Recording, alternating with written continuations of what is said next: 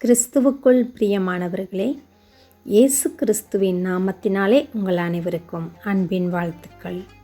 தேவனுக்கே மகிமை உண்டாவதாக.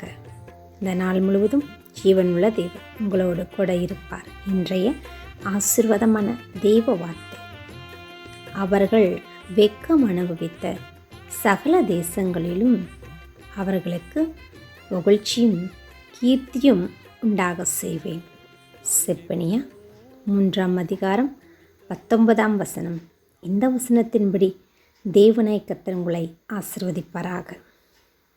பிரியமானவர்களே, வெட்கம் அனுபவித்த சகல தேசங்களில் நீங்கள் எந்த இடங்களிலே தொழில் செய்ய முடியாதபடி வெட்கப்பட்டு போன நிலைமையில் இருந்து கொண்டிருக்கிறீர்களோ, படிப்பின் காரியத்தை தொடர முடியாதபடி எந்த ஸ்கூலில் கிளாஸில் நீங்கள் வெட்கப்பட்டு கொண்டிருக்கிறீர்களோ, அதே இடங்களில் நீங்கள் தொழில் செய்யும்படியாக, வாழ்ந்திருக்கும்படியாக, படித்து மேன்மையடையும்படியாக தேவனாய் கர்த்தர் உங்களை உயர்த்துவார்.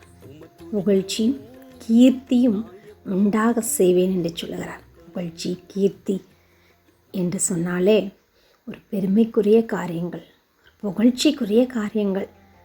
தேவனாய் கர்த்தர் ஆச்சரியப்பட்டு பார்க்கிற வண்ணமாய் யோசேப்பை அவன் சகோதரரும் குடும்பத்தாரும் எகிப்திலே உயர்த்தப்பட்டிருக்கும் பொழுது ஆச்சரியப்பட்டு பார்த்தது போல உங்களுடைய வாழ்க்கையிலும் தேவன் எதிர்பார்க்காத சூழ்நிலையிலே தேவனாய் கர்த்தர் ஒரு உயர்வை, மேன்மையை, புகழ்ச்சியை, கீர்த்தியை உண்டாக்குவார்.